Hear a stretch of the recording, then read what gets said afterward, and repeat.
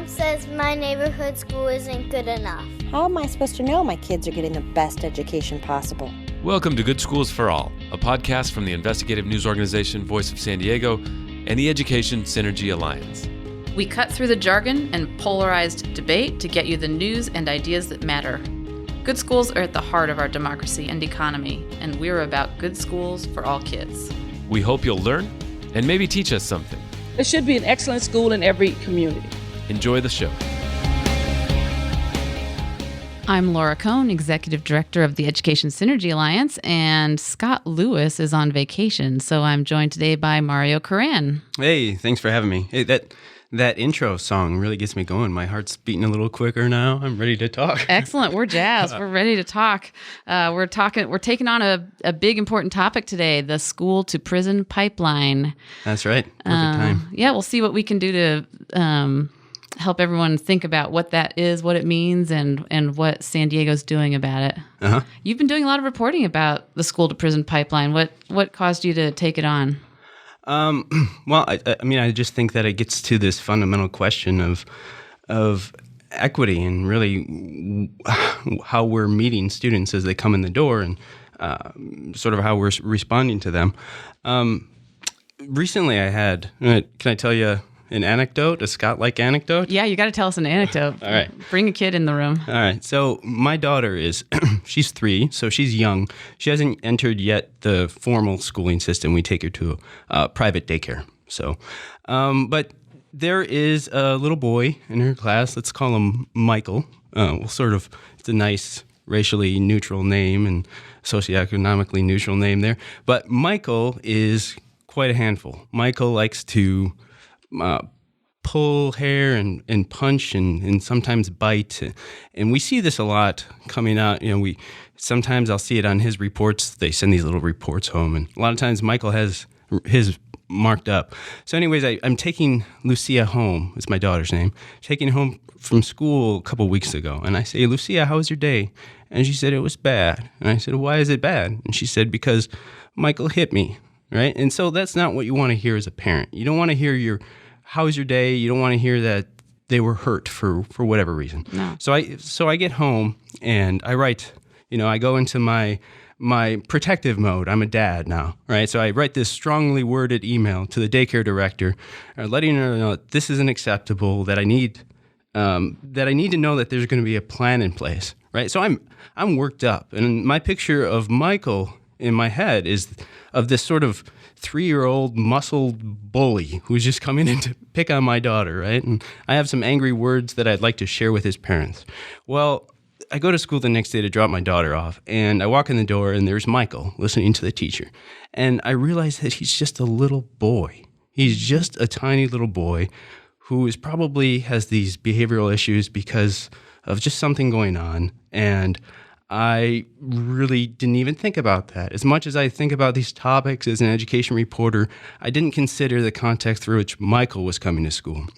At the same time, I think that, as a parent, I just really want to know that my daughter doesn't have to experience pushing or biting, and she doesn't have to go through that, and that doesn't have to impact her learning, right? So there's this question of what's right. I want my daughter to be protected. She's got rights. I've got rights as a parent to not send her to school where she's faced with that. But that little boy has rights. What do we do? Would we throw him out of daycare for crying out loud because he's a little boy that can't manage his behavior? So, yeah, I think that story really gets at the heart of the matter, which is the tension that schools are trying to strike between creating a safe learning environment for all kids and doing the absolute best by every kid who comes through their doors. And it seems that our country moved in the direction of thinking punitively, like setting up zero tolerance policies and moving quickly to remove problem kids from the classrooms through suspensions and expulsions. But the movement around school to prison pipeline points out that too often when we take that punitive approach to discipline, we're setting in motion a series of events for some kids that take them inexorably, it seems, from being a problem child, being troublesome, falling behind in class, to being involved in the criminal justice system. So that's that's what we want to explore today. I've had similar experiences to yours, Mario, and I just want to mention that suspensions and expulsions from preschools are a shocking phenomenon in the country. So it's not just a high school issue that we're dealing with, but actually, and unfortunately, it's Black kids in particular who get suspended or expelled from preschool, and it's makes them marked from an early age for themselves as problem kids, and also puts their parents in a terrible crisis for how to take care of their kids, and starts them thinking about their kid as a problem child. So we're sowing the seeds of this really young. Absolutely. And so I think that I agree that it's incredibly important that we sort of try to untangle this from our ideas about who's a good kid and who's a bad kid and who's good parents and who's bad parents, and just try to really talk about what makes smart sense when it comes to, behavior and discipline. How can we strike a balance between protecting the rights of kids and protecting the rights of families who want to keep kids safe? I mean, how can we honor all of that, but put a system in place that is effective? Yeah, and I would add also to put tools in the hands of teachers so that they can manage their classroom and feel like they're safe in their classroom as well. Well, we're going to talk to Diana Ross, Executive Director of Mid-City CAN, later in the podcast, and she's going to help us think about it. But we thought that right now it would help to use the voice of a former principal who's now the head of elementary schools in the Madison Public Schools.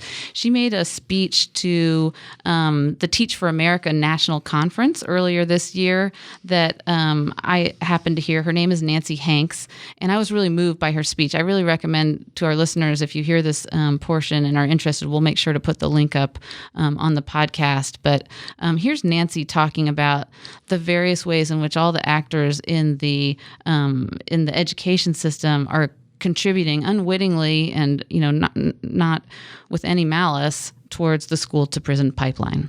Because see, a part of the problem is when we talk about the school to prison pipeline, some of us are looking for someone to blame, a group, a system, an antagonist, or a villain, if you will. We've somehow found a way to conveniently externalize the pipeline. We've made it about systems and structures and vestiges, and we've divorced it from the actions that each of us take every day. We've made it this abstract thing, something out there, something to be shunned and examined, a Huffington Post article to share, another cause to tweet. Now, don't get me wrong, I'm not asleep or naive or dismissing any of the complexities of institutional racism or mass incarceration or the myriad of forces at work here.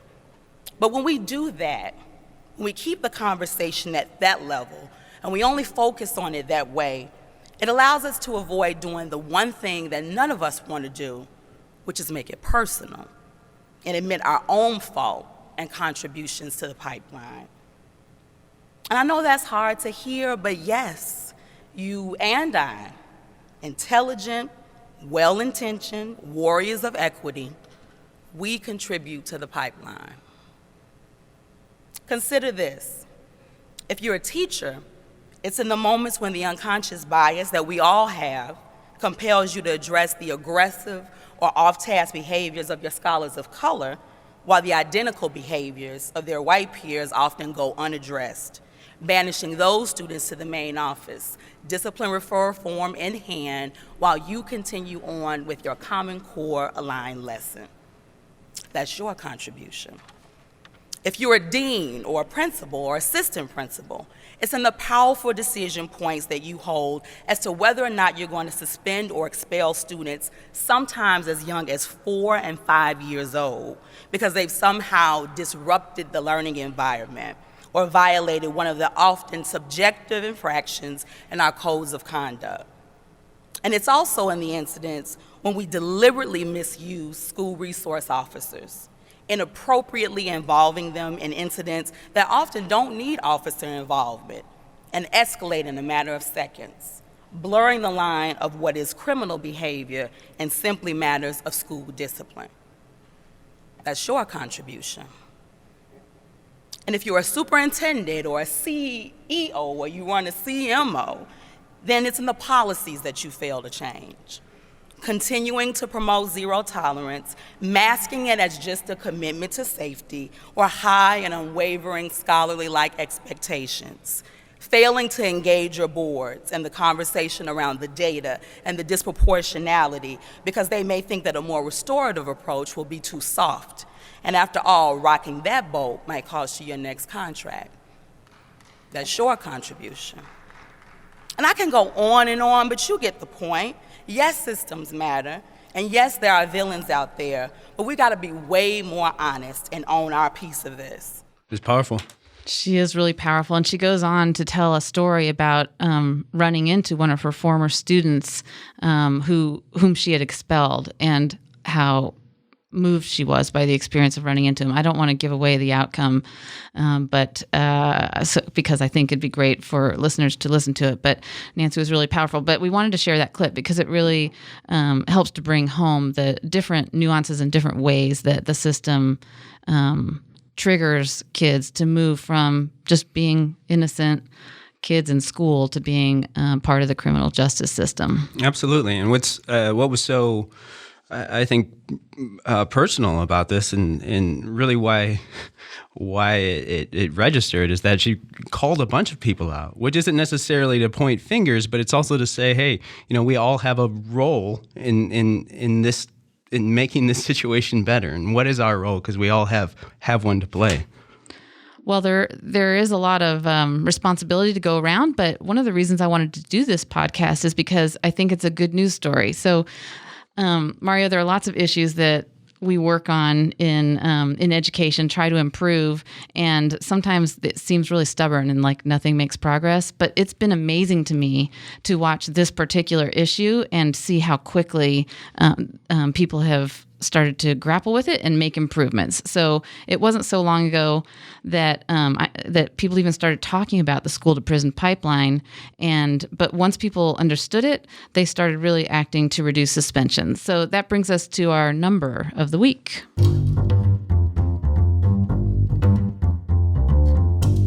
The number of the week is the number of suspensions, and it's a decline. So it's 34% decline in the number of suspensions across San Diego County in just 3 years.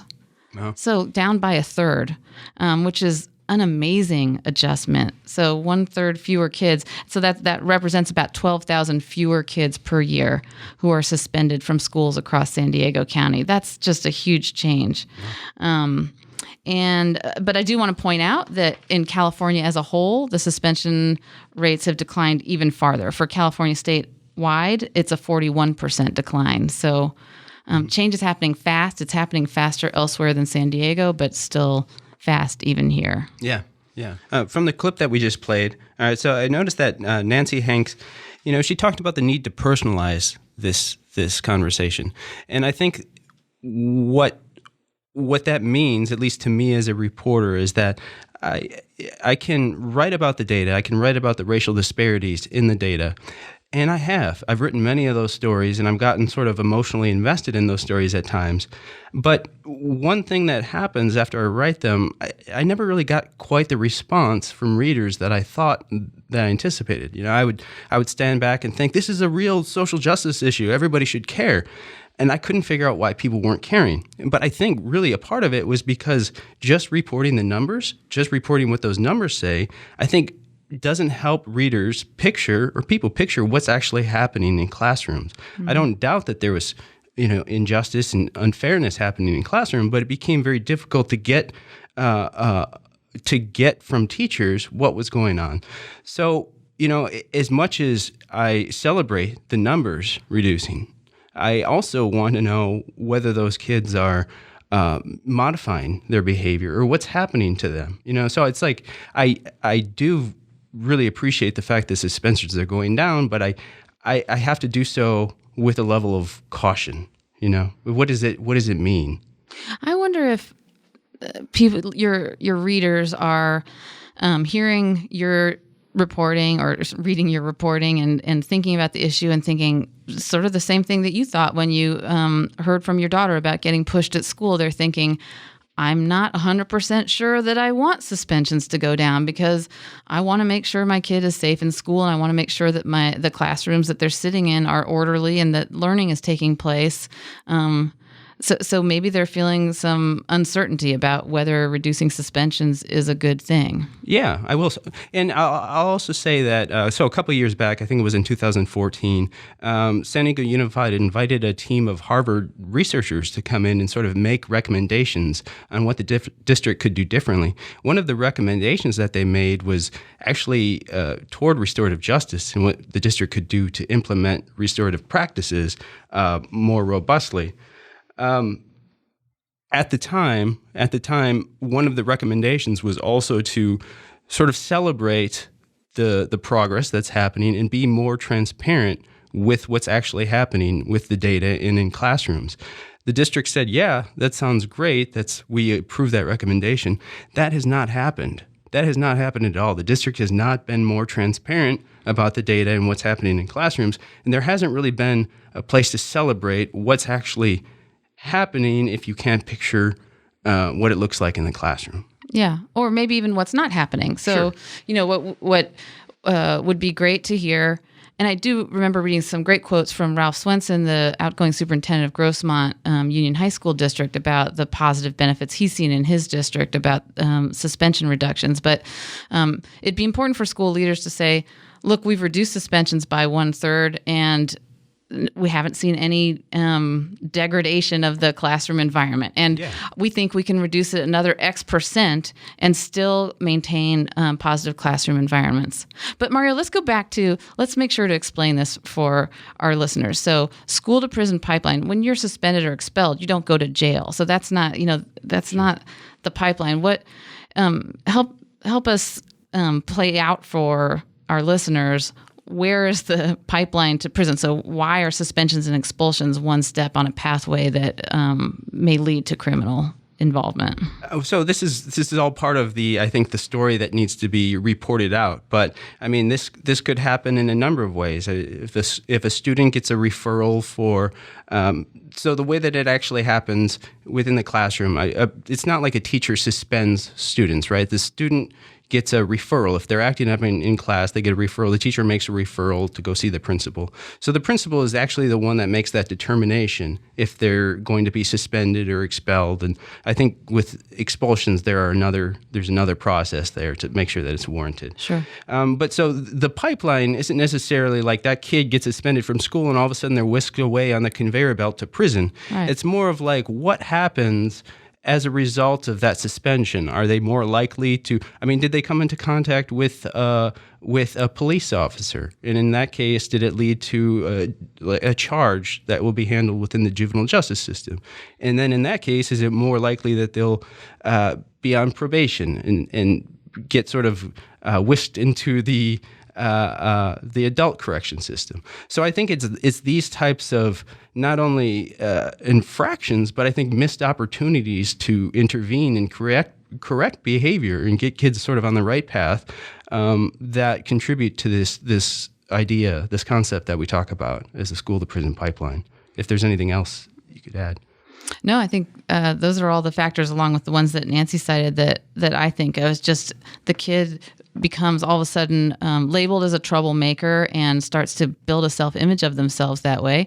When they're not in school, they have more opportunity to commit crimes. So that's one direct way that suspensions and expulsions can contribute to criminal behavior. They're bored. Mm-hmm. They don't have anything else to do. And so there's long history of documenting that when students aren't in school, they have a higher propensity to do things that get them in trouble with the law. So that's sort of the direct way, but indirectly it just affects their self-image and can set them on a pathway that's really negative. So the question becomes, what is the responsibility of schools for doing something different? And so I think Nancy talked about individual decisions that actors in school districts can make differently. But another thing that a lot of people are talking about is something called restorative justice. Mm-hmm.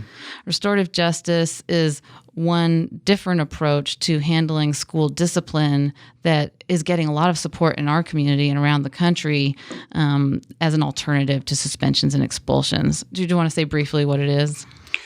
So restorative justice it's sort of a buzzword, frankly. I mean, it's this word that's sort of tossed around, and we think we know what it means when we talk about it, but really it's about righting the wrong, right? Whatever infraction that's committed, it's about getting to the cause of that and sort of holding a student accountable, or whoever committed that behavior, holding that person accountable, which can mean different things, and also figuring out how you can correct that and sort of restore the balance or restore the wrong that was committed. That's the way that I understand it. Right, and it involves some specific practices that school leaders, teachers, and students use, because they're student leaders of restorative justice in some of our schools, to have a perpetrator of a wrong and the person who's wronged sit down together with some facilitators and talk out what happened, right, and then arrive together at some potential solutions or remedies for what occurred. And so rather than the response to an infraction being a punitive response, instead it's what they are calling, or what they're labeling, a restorative response, with this dialogue and conversation that includes the person who was harmed. I think part of my problem with restorative justice is I think some of it sounds a little touchy-feely, right? We're going to have a talking circle, right? That sounds to somebody that's not maybe well versed in this school jargon, or this branch of school jargon. Yeah. That sounds like they're just going to get a slap on the wrist, right? But we know it's a little bit more we know it's more robust than that. We also know that it's proven to be effective in certain places. Absolutely. What can you tell us about how its impact, or how it's being effective in other districts? What do we know about that? There has been research done on it, and it's proven to be an effective way for schools to handle justice, but for schools to handle misbehavior. However, I've also heard that it requires a lot of training of teachers, a lot of change of the school culture, not just all of a sudden using this new approach, but just a new thinking and philosophy to get embedded in the school. So it's not something that you can flip a switch and all of a sudden you're a restorative school. It requires some investment on the school district's part. Sure. And I mean, one example, when this conversation first started, and when the district, it would have been 2 years ago, when the district first started talking about becoming a restorative district and what that means, I talked with the head of the teachers union, Lindsay Birmingham, at the time, and I said, Lindsay, do you support the direction that the district is moving? And I'm paraphrasing the quote, but she said, yes, we support it, but we want to know that there are counselors in place. There's a system in place that can handle students who are misbehaving and aren't appropriate for class.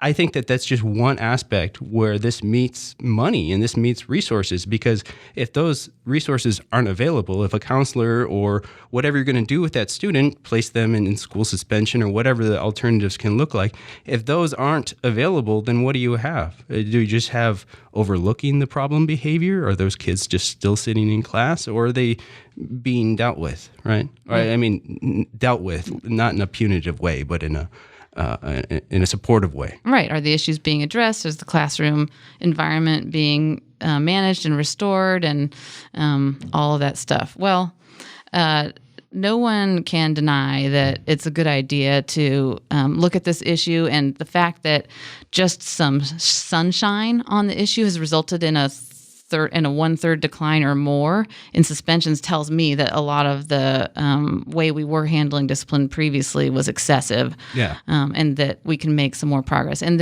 an important piece of this is the disproportionality of it, that Black and brown kids are much more likely to get suspended or expelled for similar infractions than white kids are. Oh, absolutely. And I've pushed back some on this concept of restorative justice and how we talk about it, but that doesn't mean I don't support this effort. I mean, it's pretty clear that if you want to help a kid grow into a productive adult, that he or she has to be in school learning, right? So, even from a financial standpoint, districts have some money at stake, whether they're suspending kids and sending them out or keeping them in school in the classroom. So there's for a number of reasons, it's a good thing to figure out suspensions and to reduce them and deal with the behavior. But I think this is a good conversation to have because we're sort of fleshing this out, what this concept really means and what it entails. Yeah. Well, our guest, Diana Ross, and her organization have done really good work to put some spotlight on the issue, and so has the topic of our What's Working segment this week.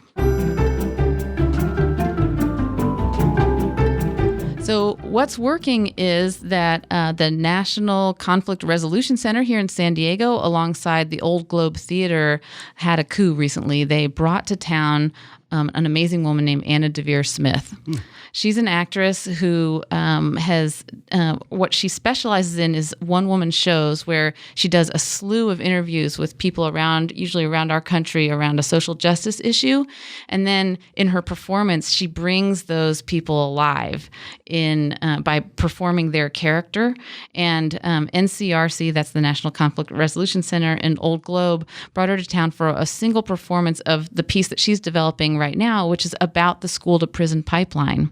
And I was able to go to the performance. It was amazing.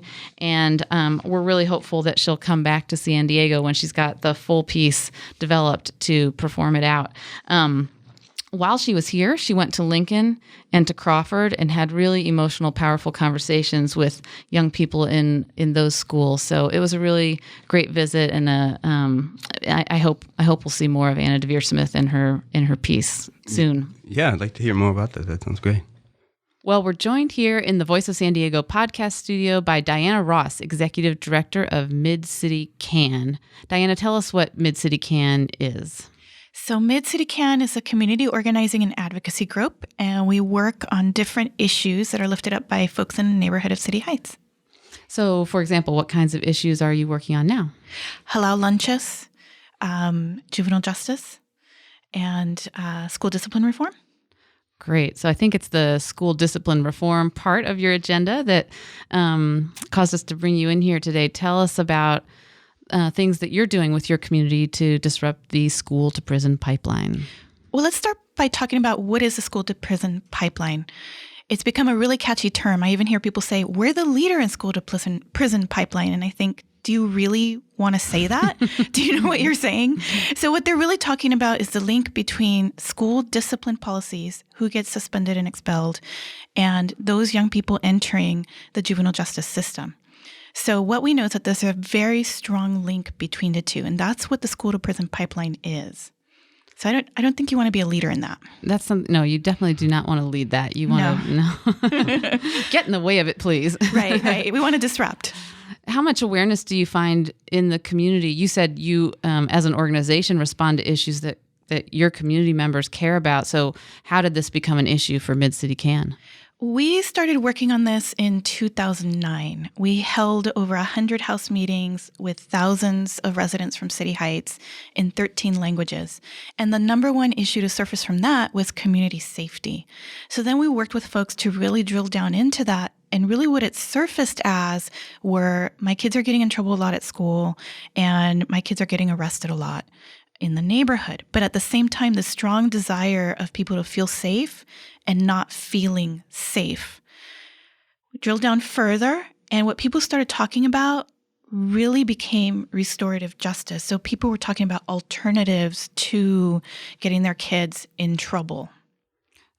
So tell us, what is restorative justice? So restorative justice and restorative practice is actually a broad field that includes many things. Some people consider a teen court restorative practice or a peer mediation restorative practice, peer counseling, things like that. But the restorative justice that we're working on is restorative community conferencing. And what that is you have a trained facilitator who works directly with the person who's caused the harm and the person who's been harmed. And so this facilitator preps them and anybody else who needs to be involved in the community to meet face-to-face and talk out their problems. So, Diana, in talking with people and talking with people in the community, have you heard similar stories in sort of how how it is that the kids from the neighborhood are coming into contact or first points of contact with either the juvenile justice system or, anybody, maybe police officers at the school in any way? I mean, how does this start on a more common basis, if you understand my question? Yeah, we've heard lots of stories, and I know that I myself have observed many of these instances. For example, a brother and sister who are heavily involved in our youth council. We held a youth event. They were leaving a little bit late because they stayed to help clean up. They got picked up by the police on a curfew sweep. And then we were asked to write in a letter to explain where they were and why they were out. But that whole process, I guess the arrest triggered a lot of paperwork and a lot of process for the parents and the family. These two kids were straight A students. One's at Humboldt now, and the other one is at in San Francisco, both in college. Another student, this was also a curfew incident. I turned on the TV one morning. He's ASB president. He's on TV with Governor Brown talking about school reforms. And 3 days before his 18th birthday, he gets picked up on a curfew sweep. So curfews, it's not just curfew sweeps, but it's these low-level things that I've heard a lot about becoming kind of the gateway or the first time that then causes them to be intensely monitored, leading to more times and more times. And I hear a lot from people that it's just the troublemakers. But yet, in my observation, it's not just the troublemakers. These are kids who are college-bound, straight A students doing a lot of good things in their community. We hear a lot from parents about their kids getting in trouble consistently at school. There's so much to that question, Mario. I could just go on and on. Mm-hmm. So you're citing some examples of kids who do enter that gateway, but have resilience or family support, right, or whatever it is that makes it so that it's not a pipeline to prison. And other kids for whom once they enter that gateway, it can degenerate for them into a criminal career. So what do you see as the difference, and what are the disruptors that you're most excited about? I don't know that there is a difference, because I've also met young people who have repeatedly engaged with law enforcement and the juvenile justice system, who are these college-bound kids but can't seem to get out once they're in, and their families are struggling to support them. So I think of the kids that I used in my first example as the exception to what's occurring in our neighborhoods. Mm-hmm. Disruptions. Number one to me would be accurate tracking. We do a lot of research at Mid-City CAN to formulate our work, and I could not find a deliberate tracking of kids who are getting in trouble at the school level and what happens to them. Are they entering the system, and what is that actual entry point? What I did find was a San Diego study that had studied juvenile justice cases, and in digging into those cases, they could see that 95% of those kids had been suspended at one point. 65% had been expelled, and 25% had dropped out. So there's definitely a link, but no one's really looked closely at that link, and no one monitors it on a consistent basis. So it sounds like it's part of trying to understand how we fix this school to prison pipeline, or at least sort of dismantle it in a way to make it more manageable. It seems like we're really lacking a lot of data. We're really lacking of an idea of what exactly puts students in this first point of contact with the criminal justice system. But we do know a couple of things about that. Can you tell us what we do know? Right. I'll tell you a little bit about that, and then I want to go back to the disruptions that Laura's talking about.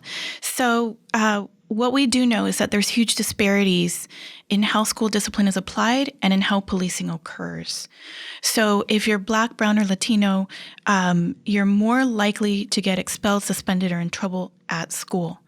You're also more likely to enter the juvenile justice system. And the disparities are quite large. when it comes to entering the juvenile justice system, I think a lot of that has to do with how we police our communities. So the zip codes with the highest number of kids entering the system have very deliberate, concentrated police efforts every weekend. Those are City Heights 92105, Southeast, and Barrio Logan. So those are zip codes. Those three communities are also high concentrations of people of color. So if you're really intensely... Is it also the case that the schools that the kids in those zip codes attend have higher policing presence in their schools? I can't speak to that, but I bet you're right. Yep, so that could be another factor. It could be another factor. The same thing with how school discipline is applied in the schools that service those areas, much more rigorous. What we do know, what the data does tell us, is that kids who are Black and brown are more likely to get harsher punishments. They're more likely by their teachers to get kicked out of the classroom or to be labeled discipline problems from a very, very early age. So what about the disruptions? Yes, what about the disruptions? Yeah. So I think there's a lot of work being done right now. One of them is restorative practices or restorative discipline processes. There's a lot of school districts implementing this with a lot of success. San Diego Unified itself, a couple years back, declared itself a restorative district. And I think that there's a strong effort to move away from the traditional punitive punishment model and create options for students that are restorative, but also change the school climate to something that's better for behavior. So kind of an environmental approach. That's the intention. So what's the reality? What's the reality? So our school district was very excited, and they ran immediately and declared themselves a restorative district, and we all said, yay, right? And the rollout has been much slower. There wasn't a lot of thought through to what does it actually mean, and then what's our plan for actually rolling it out. So the initial shot was we're going to get some volunteer schools, and we're gonna train certain classes to be what's called circle keepers, and we're gonna see how it goes. But there was no resource support, and it was done in a very limited capacity. So schools were Hoover, Crawford, San Diego High, and Lincoln. Fast forward, advocates and some teachers and some students started saying, well, wait a minute, this is not enough. Including Mid-City Can, we said this is not enough. This is a very limited restorative justice approach, and you're not backing it with resources to train teachers to actually make a shift. So just a few weeks ago, I believe it was a few weeks ago or maybe even a week ago, the school district publicized their plan to do a district-wide rollout. So we all said, yay. However, that's really only rolling out in the new year, again, in a pilot form at Lincoln High School next year. So they've allocated about $1 million towards that rollout to start at Lincoln. And circle keeping, training, but also reinstating some of the student supports that have dwindled down, like school counselors, student advocates over the year. So with restorative justice, right? Or in this more generally, we talk about suspensions and expulsions as a problem. Sort of our first option is to suspend a kid, and we understand. I think collectively as a community, we understand that that's not necessarily meeting the purposes of what this is designed for. I mean, the purpose of any sort of justice is to sort of what's the concept behind restorative justice is a bit nebulous to me. So can you first take us through what this means by restorative, and then I'd like to follow up with another question. So the concept of restorative justice is really about healing and making it right. Okay? So versus what would the purpose of suspension be? Well, it's punitive. Right. It's we're going to punish you and we're going to scare you. And so you're not going to misbehave because you're afraid of the punishment.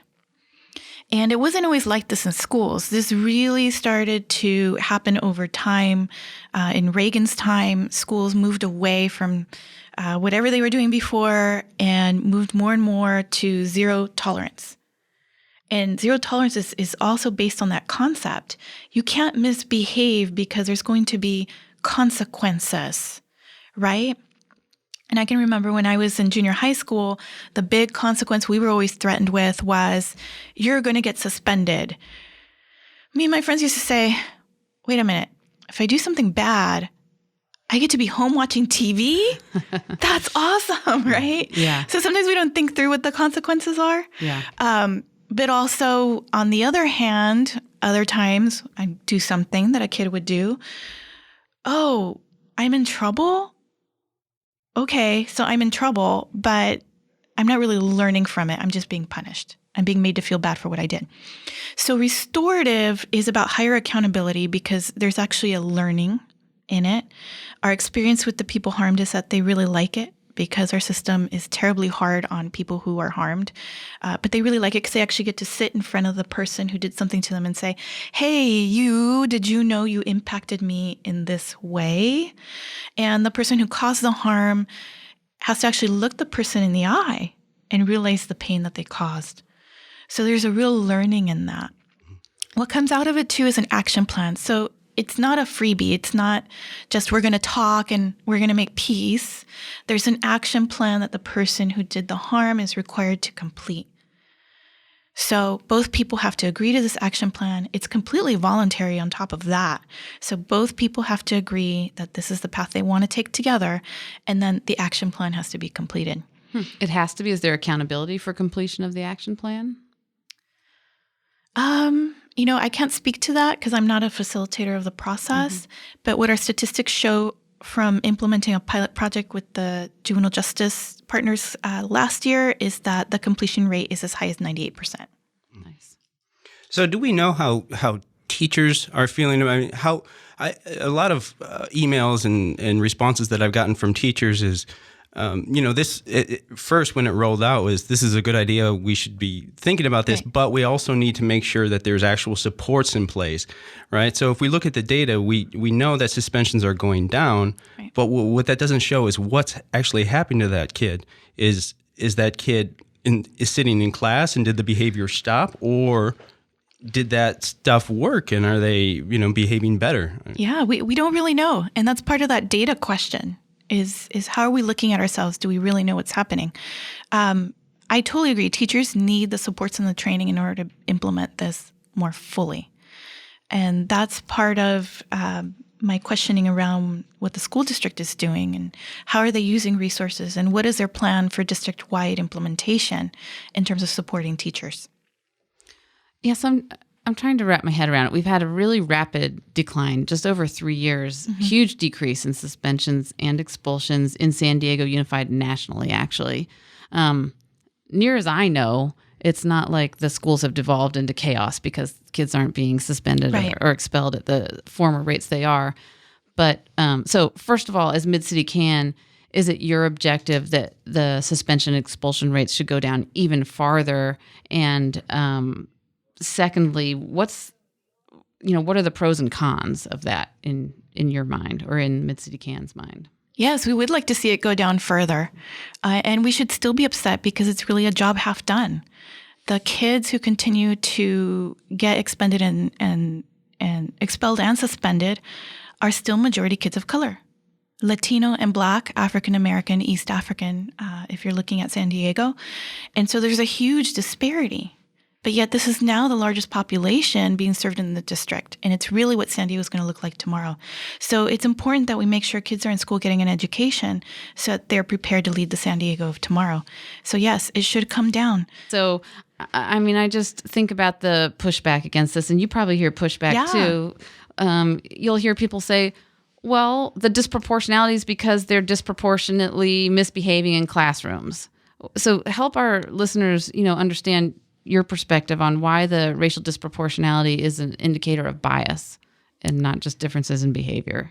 It's an indicator of bias because when studies have been done looking at school data across the country and across California, what you find is that teachers come down harder on students of color. And that's the bias.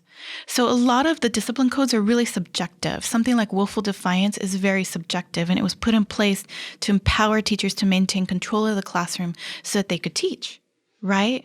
But what you find is that teachers make a subjective decision about behavior, and a lot of that is based on latent racial bias.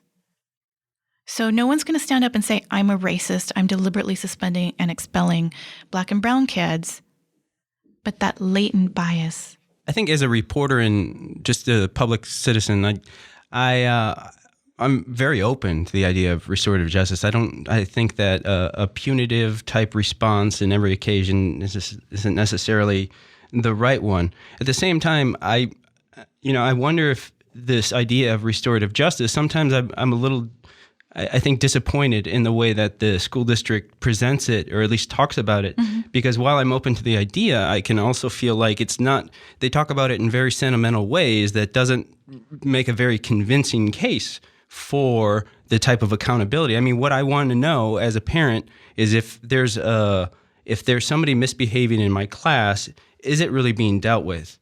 And while I respect that child, I also want to know if that behavior is going to stop. So I guess I'm wondering, when you talk to parents in City Heights or wherever you talk to them, and you talk to them about restorative justice, and you tell them, look, there's a better way. I mean, what can you tell them about how it works in a way that really lands with them? What do they respond to? Well, most parents I talk to feel that their kids are being unfairly punished. So if this is an opportunity to change that, they buy into it. I don't have to do a lot of explaining. I do meet parents who feel that that punishment is the way because their child's a good child. And so if there's someone else causing problems, then full force.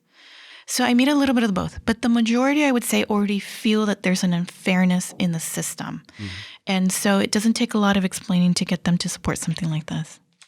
And how does that unfairness manifest itself to them? I mean, do they have like a common complaint that you notice notice a lot of parents raising? Oh, in so many ways. I mean, anything from the achievement gap to who's being suspended to dual language access issues to who's getting stopped, why are there police in my neighborhood, whether parent meetings are being translated into a home language. It manifests in many, many ways. The paper is one thing. Disparities on paper is one thing. But, I mean, we have communities that this is part of their experience. This is part of their everyday perception. Right. Right? So whether we say, well, it doesn't manifest in the numbers or not, this is in itself a real issue that we need to deal with. Yeah. When I talk to parents, they're not gonna quote reports. They're not gonna tell me data. They didn't go to the school website and find out. They're just gonna tell me their story. And what I'm gonna do is I'm gonna meet with parent groups who themselves have come together to work on stuff, or I'm just gonna meet random parent after random parent. And the story is very consistent. And what the young people say is very consistent. But then as Mid-City can, when we go and we research, the data is typically consistent with the stories we hear, which surprised me in a way when we first started to see that correlation. Well, Diana Ross, thank you so much for helping to elevate the voices of people who are experiencing the school discipline system and whose children, some of them are on that conveyor belt between school to prison, most of whom not, though. And I think it's just really important, the work your organization is doing. Thanks so much for coming in.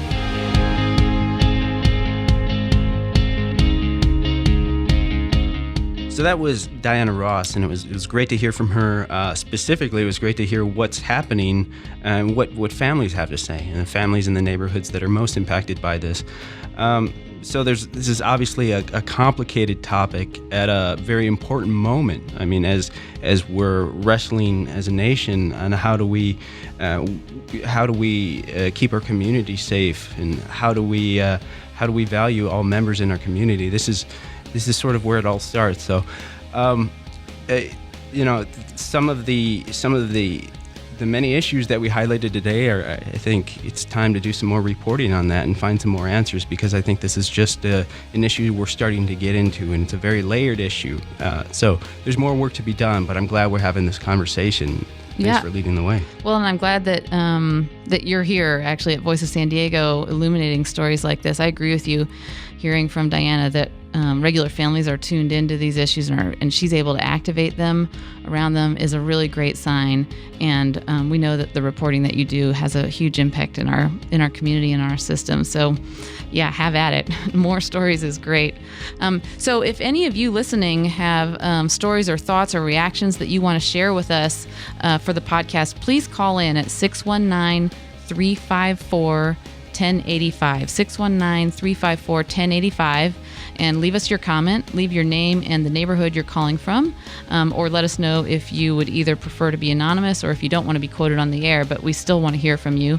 You can also send email or comment on Facebook or in the comment section at Voice of San Diego. We love hearing from our listeners, so thanks for listening.